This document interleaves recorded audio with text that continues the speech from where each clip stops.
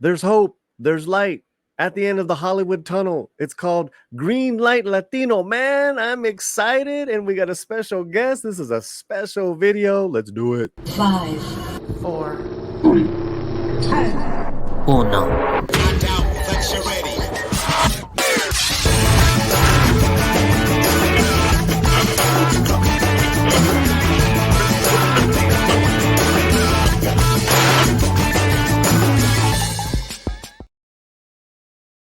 Paulie here on the Latino Slant, your resource for Latino entertainment. And boy, we have a lot of sources today. Very excited after what was such a disappointing week to hear the news of a cancellation of Promised Land. We now have great news of shows being greenlit, of action happening with some of our favorite people. So I want to get right to it because we do have a guest waiting for you to talk to you guys, to talk to about his just exciting news. So let's go right now to Deadline and let's make myself smaller and let's talk about the first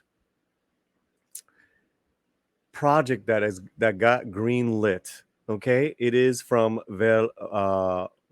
Deadline exclusive. Ver Lorien Productions has launched development on Macho, a new feature drama based on the book by Victor Villaseñor, which acquired the rights last year. A coming-of-age tale published in 2012 takes place across Mexico and U.S. during the 1960s. It centers on Roberto Garcia, who at age 17 already has big dreams of making his fortune, building a family, and gaining the respect of his community. All right, that sounds pretty good. You know, I'm down so far. With ambition to burn and a passion to prove his manhood.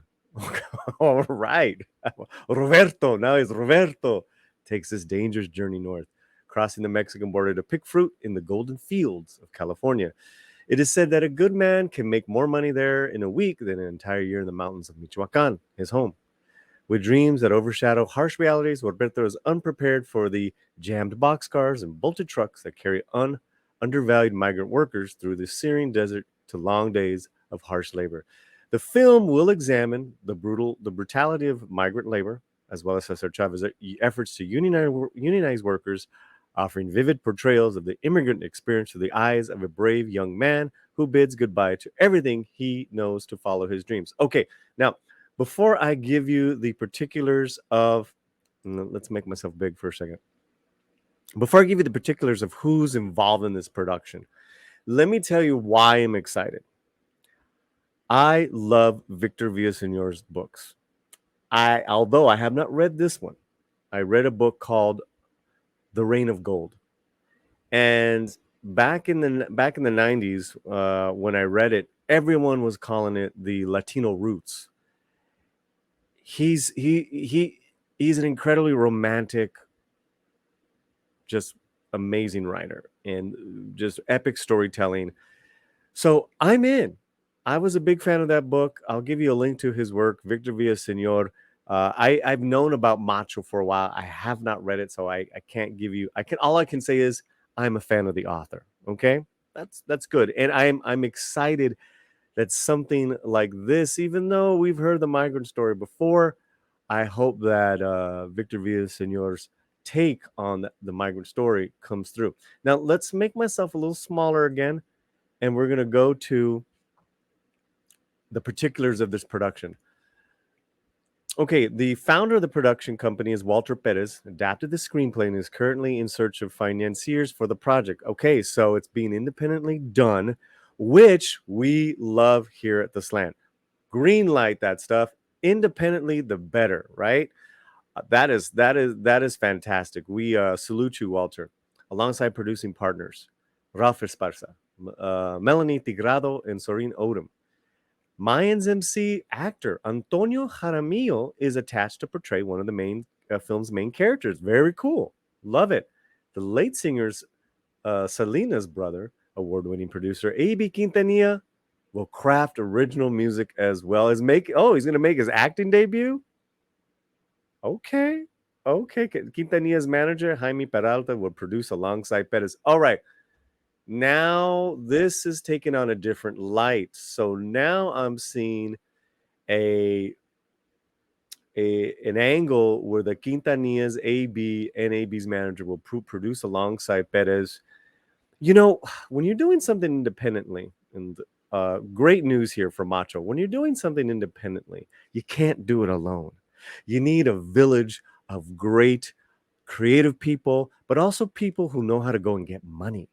This looks great because also you got to remember AB Quintanilla and carries that Selena name, so he's going to get some doors open to where Joe Schmo, Slant can't get in, and that's okay, and that's okay. We want those people. That's how you create a big team. So that is great. That is story one there for Macho. Has anyone in the chat read this book? Has anyone in the chat read any of Victor Villaseñor's books? I encourage you to read The Reign of Gold. I am going to read Macho. Okay, now let's get to the next one because the next one holds a place in our hearts here, Slantinos. I'm going to scroll on down. Very exciting day. Comment, let me know how you're feeling about some of these exclusives and some of these updates. We're always talking about authentic, independent, great entertainment. Exclusive. Filmmaker Alejandro Montoya Marin of Robert Rodriguez's series Rebel Without a Crew will bring his new short, The Wrong Guy, to Dances with Films as an official selection of the festival. The dark comedy will screen at the Chinese Theater June 15th, 5 p.m. The Wrong Guy tells the story of Dan. And first of all, yay! We debuted the trailer on Midnight's Edge with the filmmaker. And we're going to skip the description. Let's get to the last paragraph. Never stranger to challenges, Marin directed the film remotely after testing positive for COVID from his and Keller's script. Kirk Fox, Reservation Dogs, and Jamie Bernadette, NCIS New Orleans also star. The Smiths bass player Andy Rourke served as a Pix composer. Wow. We love that. Okay. So there's a reason why I skipped the description of The Wrong Guy. It's not I'm trying to slight Montoya Marin. No. He's here with us right now. He's our guest. Hey, buddy, congratulations. Thanks, man. Thank you. Thank you. I'm very excited. That's a great. It's always great to hear that text. Ding! Hey, Deadline picked it up. Hey. Man. This is exciting news, and we here at the Slant are a part of it. You guys in the chat are a part of watching. Hell yeah. We premiered our trailer here, dude. And you did, but to watch your career, just you're gonna. This is a great vault, bro. And okay, so how did this happen? Like, was it just you knocking on doors, getting this film into festivals? Tell me about The Wrong Guy and how it got into this big Hollywood film festival. It's we submit, we get a lot of no's, and occasionally we get yeses. Sometimes the film festival maybe is like, hey, my movies are all about changing the world. We made a movie that's about fun. It's comedy. It's a thriller. We just want people to laugh.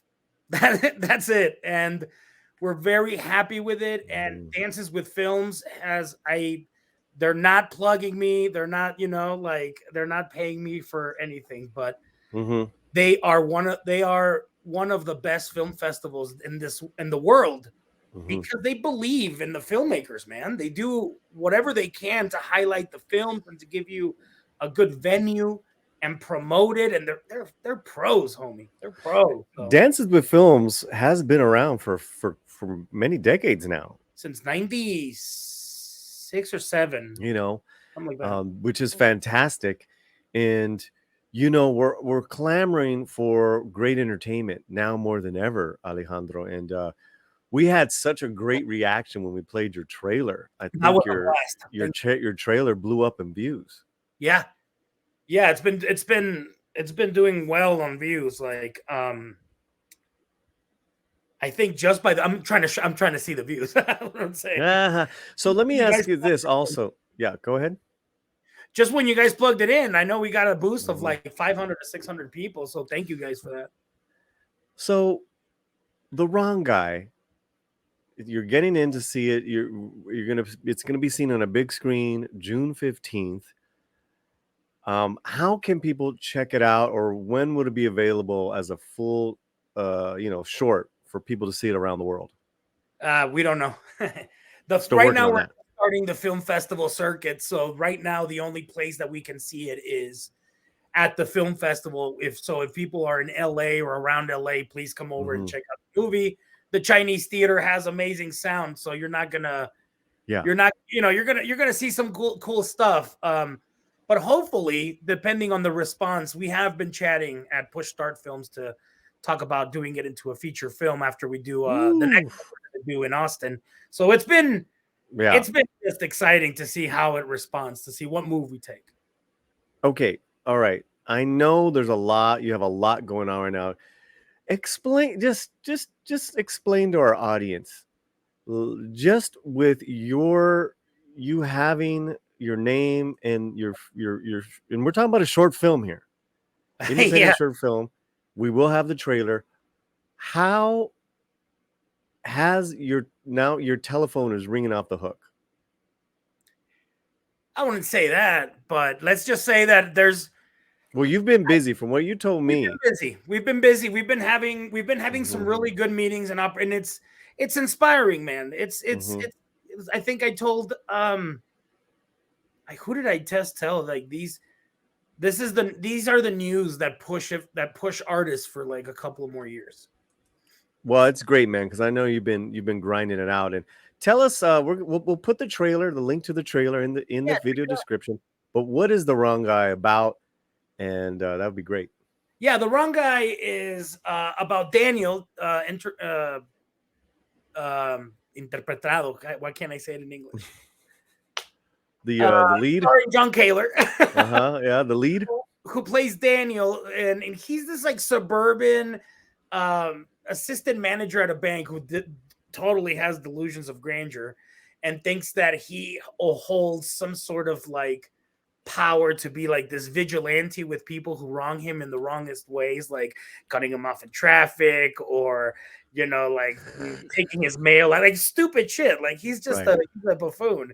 So then on one of those journeys, he gets back at an ex-FBI agent who's like willing to extort him for everything.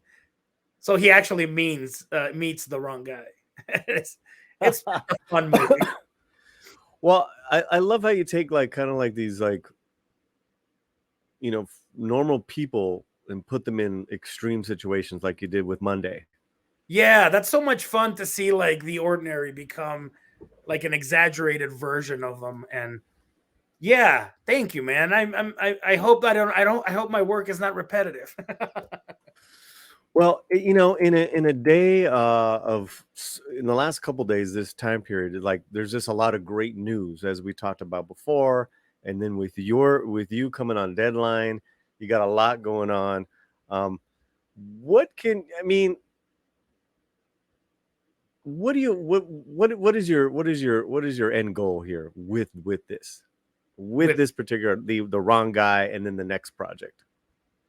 Damn. Well, first I want to say thank you, Paulie. Like it means a lot that you and the Slant and the people that follow you, and you've introduced me to the Midnight's Edge people. Like, thank you so much for supporting actor, Chris Gore too. Director Chris Gore. Like, dude, I'm basically artist. Thank you for supporting us right off the bat. Like, I just wanted to say that first. And well, right now we're hoping that the people are able to go and check out the movie at Dances with Films, and hopefully it gets turned into a feature film or brings more attention to our next movie, which is Book It to Austin.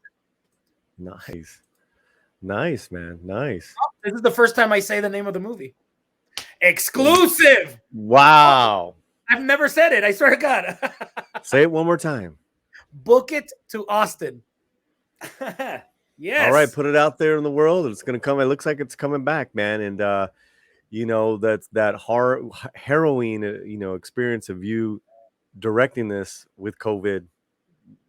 I mean, that's one for the history books, and you live to tell. Thank you, dude. I had a Yeah. headache. I had a headache the majority of it. I was Well, literally sitting Alejandro, like this here. I was just like, yeah, Alejandro, thank you so much. People in the chat are gonna say hello and comment and all that stuff. We appreciate you stopping by. Continue success, brother. thank you so much for inviting me. I'm really excited about the George Lopez show. That Yeah, just we're gonna talk about it right now. yes, You want to and I stick just wanted to around? tell you, I'm very pumped about that. You have time to stick around? You got to go. I got to take a meeting in 8 minutes. All right, do it. Go do it. Go get centered. We'll see you soon, brother. Thank you, Peace. sir. Take care. Take care. Wow, man. How cool is that? How cool is that? You know, this is when we are happy. When good people are getting these projects greenlit. And let's continue green light Latino. This is our third news item, which is fantastic news. Fantastic news. George Lopez is coming back to television, guys. Who remembers the first George Lopez show? I mean, it was there was I remember having some laughs with that one. I remember having some laughs. George Lopez comedy, Lopez versus Lopez, ordered series at NBC. Good on NBC. Good on NBC. Now this is his daughter Mayan Lopez and him right there. It'll star him and his daughter. The multicam is described as a working class family comedy out of dysfunction, reconnection, all the pain and joy in between. So it is a classic multicam sitcom scenario. And if you know what that means, if you don't know what that means, is those those with a live audience, and then it has moving cameras, and there's different sets, but it's got 3 cameras at the same time. So the classic example is I Love Lucy. All right. In April, Variety exclusively learned that Leyva Gonzalez and Shively would also star, with Lacey Mosley and Kieran Dioli in recurring roles. In addition, Kelly Park was announced as director. So I'm not too familiar with any of these actors, but when you have George Lopez as your main dude, it's great. Debbie Wolf serves as writer, executive producer of. Debbie Wolf serves as writer and executive producer of Lopez and Lopez on behalf of Via Mi Vida Loba. No, all right, Loba Loba. Lobo, because she's a wolf. Okay, gotcha. Bruce Helford supervises and executive produce under his Mohawk Productions banner. George will executive produce via Travieso Productions and Mayan producing. So that's always good. So these guys are really involved. The Lopezes are very much involved in this sitcom. Now, Leyva stars as Rosie, Mayan's mother and George's ex-wife, describing a ball of energy who's barely over Barry and the self-proclaimed best insurance agent in town. Shively stars as Quentin, Mayan's live-in boyfriend, described as a kind-hearted beta male and the bane of George's existence. Oh, I like that. That I like. You can't just be a beta. You got that. Should have some good comedy. He's also the father of Chance, Gonzalez, Mayan, and Quentin's 5-year-old oldest son. Hobbies include meditating and bulking up on green juice. Chance is also George's favorite grandchild, if only by default. All right. I love what I'm reading here. That's good comedy, guys.